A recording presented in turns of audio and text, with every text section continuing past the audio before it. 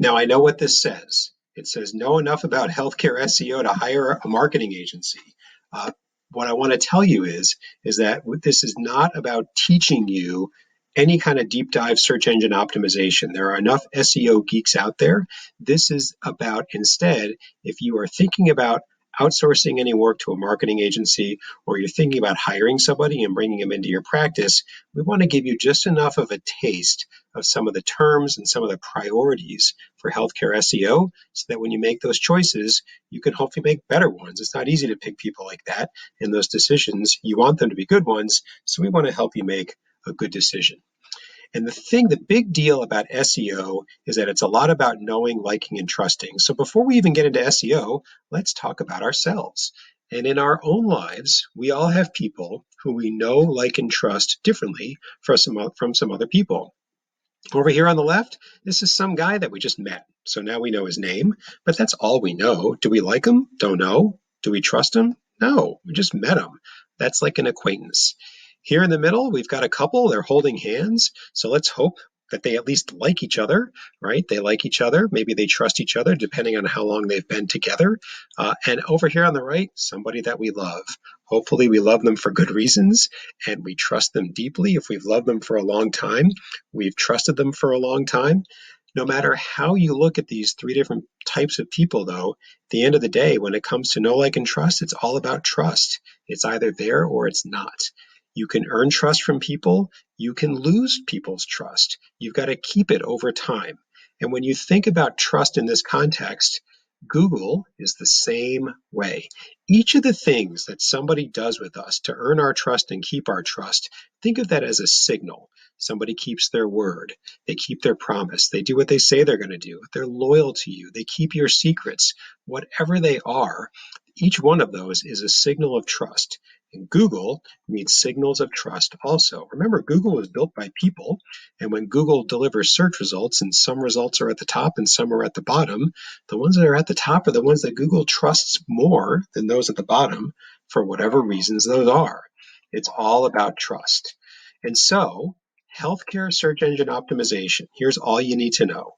It's the sum total of the signals that you send to Google to earn its trust and keep it. Send it one signal, meh, just getting to know you. I don't know if I should rank you. I just met you, says Google. Send some more signals of trust. Okay, now I'm liking you a bit more. I'm certainly getting to know you better.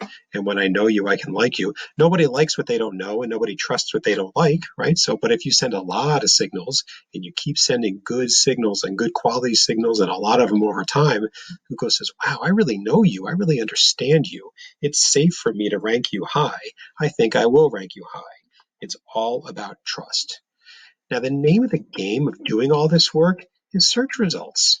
And in this world, there are two types of search results. There's something called the local map pack, which you see at the top. It's called a pack because there's three of them. There's a pack of three. And each one of these little rectangles here is one of those listings. And there's map because there's a map above it. And then just beneath those on a search result page is something called the local organic results, this list of websites all beneath it. And for every search anybody does, whatever they type into Google's search bar, a different set of search results is going to pop up. And there's billions of searches a day worldwide. If you are a local practice, you obviously don't care about what's going on worldwide. You care about what's going on in your world. And so whatever search results show up in your world, those are the ones that you care about. Now, there are a lot of signals that Google looks at. It's Google's algorithm. We're not going to go into a lot of them. We're going to go a little bit into four of them. Why are there four and why these four? These four come about. It's sort of like, think of the collective brain trust of all the really super duper SEO geeks that run their own agencies and their own research kind of think tanks out there. And they study Google a lot and they try to discern what Google cares about more than other things. And they have a long list of signals that they believe and have evidence to believe that Google looks for to get to know, like, and trust any website or any web page.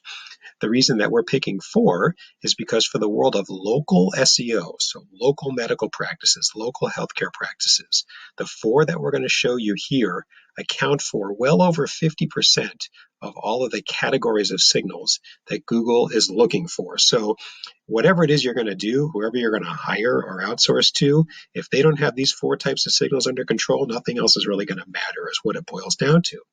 And so here they are. Let me show you what they are. And then we're going to go just a teensy bit into each one. Again, not to teach you, just to make it a little dangerous when you go out looking for some help. First one is about your website. Make it stronger by optimizing it. The second one is getting other websites to endorse you. Whenever somebody says nice things about you to other people, that's an endorsement. Online, that counts too. And in that world, it's called a backlink. So get backlinks. Third is use something called Google My Business, very strong. And finally, get your patients to praise you, just like a backlink. Whenever other people say nice things about you, that's good. Get reviews.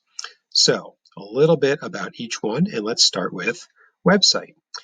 Each one of these signals, by the way, has its own Healthcare Marketing RX video. So if you want a deeper dive into any of them, you can go there. Not so deep, just a little deeper. Again, we're not trying to create more SEO geeks here, but just a little bit deeper than what you're about to see. So now, website. Make your website stronger by optimizing it. These are some of the terms that you should hear them say when they talk to you. You should see in their proposals when you read them. Keyword research. One of the first things they should do is keyword research. A keyword is anything that somebody types into Google search bar when they go to google.com, whether it's 1 word or 100 words. That's keyword. That's a keyword, and they want to find keywords that are relevant to you. The pages on your website. Does every provider have their own bio page? Does every service have its own service page? There's reasons to do that. Don't clump them all together. What about the about page, the contact page? There's some core pages that they really ought to be looking at, and they ought to be talking to you about if you don't have them already. The images, are they contextual? Do they make sense for the page that they're on? Are they light? Do they load fast? Have they been, is there good alt text and titling, file naming? There's ways that images can really help your website from a Google point of view, and there's ways that you can hurt yourself from a Google point of view. Are they talking about that? Is it mobile friendly? Is it secure? It's hard to do a website today without it being mobile friendly or secure, but nevertheless, you just want to see the words. You want to hear it said. Something called internal links. So just think of internal links as a way to help Google read your website and understand what it is you're doing. And then finally, a boatload of technical stuff. We're not going to go into this. However, here's 2 words that you can listen for. Meta tags and title tags. They matter. They're important. If you don't see them, if you don't hear them, kind of a red flag there. So that's your website. One little slide here on backlinks. Get other websites to endorse you. So what is a backlink? Well, here it is. Let's imagine you have your website here, and let's imagine that its address is www.website.com. And then over here is what we're going to call an endorsing website. The one thing you need to know about the endorsing website is that Google thinks more highly of it than it does yours, whether it's just a little bit or a lot. It can also think the same as it does yours, but you don't want to get an endorsing website that Google thinks worse about you. Just like in real life, if you wanted somebody to say something nice about you to somebody else, you'd want that person to be respected, right? At least as respected as you, preferably more. Google has a way of doing this also, and there's third parties out there that create scores. The most popular term is domain authority. There are others, but nevertheless, you want the domain authority to be at least as good as yours and preferably a little bit higher than yours. And a backlink is when this endorsing website, somewhere on their website that's relevant to what you do, they will put on their website your address, www.website.com, with a link so that anybody who clicks on that link will come back to your website, a link back to your website. There's the backlink. And you can have one backlink, you could have 100 or 1,000 backlinks. As long as they're relevant, they're good. And now Google sees this and goes, wow, this website that we respect a fair amount, more so than this one, must trust www.website.com because they put a link on it. They wouldn't do that if they didn't trust them. Must be pretty good. I'm going to think more highly of this website and trust it higher and rank it higher. There's a backlink. All right. Google My Business. This is an example of what a Google My Business listing looks like. This is one that we manage for a client. And the reason that Google likes it so much is because you can pack a lot of information into it, all of which Google can read, all of which people can read, and it really helps Google understand who you are and what you do a lot. So it's managed, it's claimed. There are a lot of Google listings out there that Google just creates when enough people search it, when enough people search for that person or that practice, but nobody's claimed it, nobody's populated it, nobody's filled anything out. It's not good. It's got information like your category. There's a lot that just don't have good categories. It's got your address, your phone number, and your hours. It's got pictures. People like pictures. Google likes pictures too, especially if you name them properly, optimize them properly, make them thin and easy to load, etc., etc. On this listing or any other, and we've got reviews, excuse me. Reviews are good, as you'll see in a second. If you were to scroll down on this listing, you would see more information if you were actually on this, and you would see a description. You'd see posts, ways to keep it fresh. Google puts these things here because they want you to tell Google about it, and Google wants to be able to show other people about it. Every one of these, when you claim a listing for the first time and start answering all of its questions, you should tell Google everything it's asking you about your business, because Google is going to use all of that information to your advantage. It's got more information to show to other people and to help itself understand who you are and what you do, and that is such a critical piece of trust to begin with. And then lastly, get your patients to praise you. Get more reviews. You got to be asking for reviews. 1 in a million patients are going to leave you a review on their own. The rest have to be asked. You want to show reviews. You want to, on Google, on Facebook, Healthgrades, Yelp, whatever they are. You want those reviews on those sites because that's where lots of people go to hunt down a new healthcare practice to see if they want to call them and use them. You also want to show reviews on your website. Sometimes people go straight to the website, or they're referred by somebody else and that's where they go. Put reviews on your website too. Preferably the same reviews that people are leaving on Google and Facebook and Yelp and those other sites. The best case scenario is that you ask somebody to leave a review on, say, Google, and then the system that you use automatically streams that review also to your website. That's the best of all worlds. All you have to do is ask that patient to leave a review once. They leave it on Google, then it shows on the website also. So you only have to ask once. You get it in 2 places. The patient only has to leave a review in 1 place, and it shows in 2 places. It's easier on everybody. Not all systems do that. If you get serious about reviews, if you're not already, that is, and you're looking around for a third-party system to help you, look for that feature. It's a really good one. You want to make them easy to read.